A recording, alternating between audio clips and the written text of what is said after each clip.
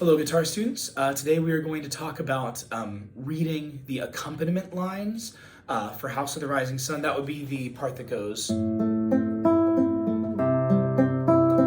This is the second or the third line of each system. They're the exact same music, just one's written in standard notation, one's written in tablature.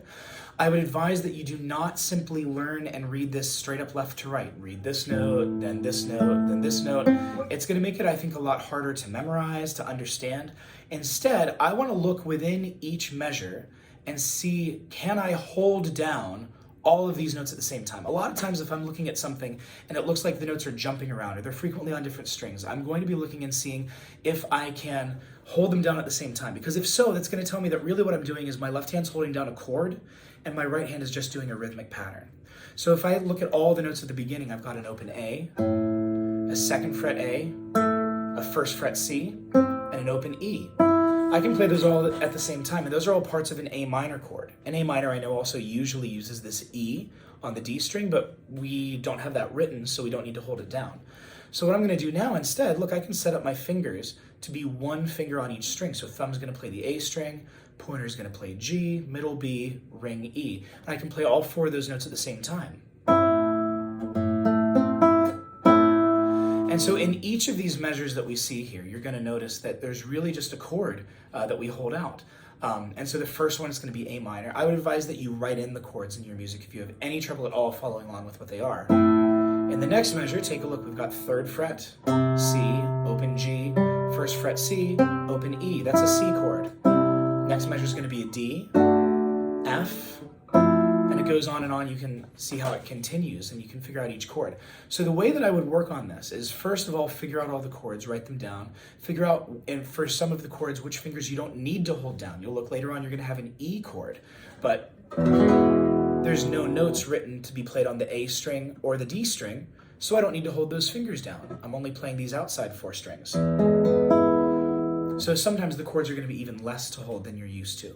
But what I would advise that we do after you get those chords is, first of all, if you want to practice just strumming through them, go right ahead. But more than that, I would practice doing all four of our finger picking exercises on each chord in the progression. So the first exercise was to just play block chords. I would do that. Our measure one is an A minor, played as a block. Then C, then D, then our F, then A minor again, C, E.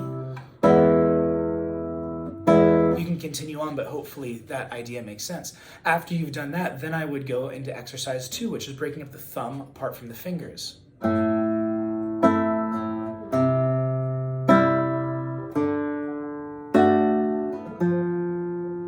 get the idea, continue on. Then after that, I would take the same chords. Again, I'm still not using the strumming pattern or the picking pattern that's written in the music yet. I'm just practicing different patterns with my right hand on these chords. Well, the next one, I would do a forward roll, P-I-M-A.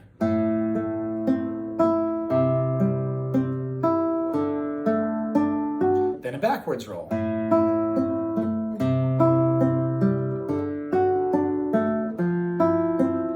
And then after that, finally, I would do the pattern that's written in the music itself, which if you look goes up and then back down. It's going to be a P-I-M-A-M-I pattern.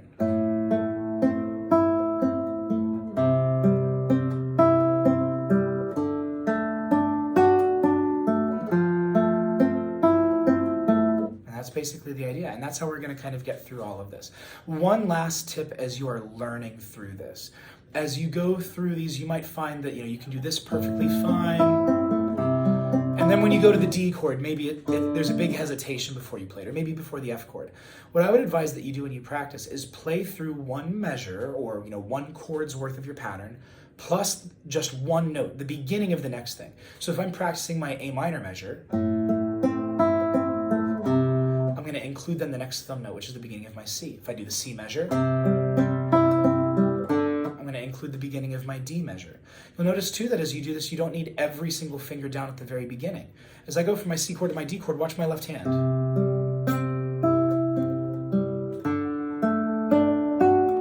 I just put on each finger immediately before it's needed. That's something that we can do now when we're finger picking. We couldn't do before when we were strumming through chords. All of these things can help you with your practice to help make things more fluid. As always, I'm less concerned with speed and far more concerned with your confidence and fluidity as you go from spot to spot. Happy practicing.